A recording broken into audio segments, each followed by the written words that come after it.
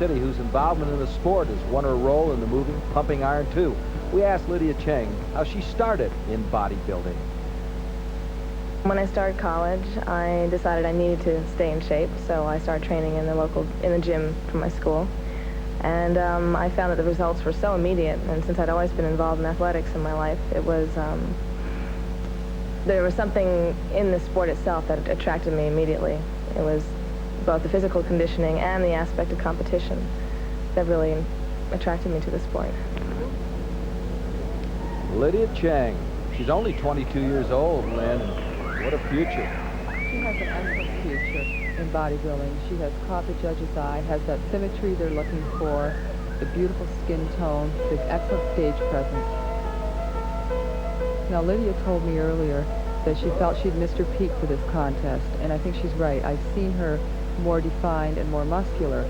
However, her presentation will be excellent this evening. What you just mentioned, very true, taking a look at her back before she went into the pose. She really is not as defined as she would like to be, I'm sure. Well, it's tough to always be at your best for this sport. The contests come all year round, and it's hard to peak for every one of them, especially when you're like Lydia. Bodybuilding is not her only avocation. She's a graduate student, and she spends many hours in study. Graduate student at New York University. It's interesting, Lynn, she started bodybuilding because of her athletic background and just took quickly to the sport. And that happens a lot. I know you got into it because of your involvement in athletics. Yeah, it was a good way to stay in shape. Like Lydia, my time was limited, and I wanted to do something to keep it up. You like her music? Yeah, she has a very action-filled routine, something that keeps the audience with her. Seems like I saw this show, Eddie and the Dreamers. This is Lydia Cheng.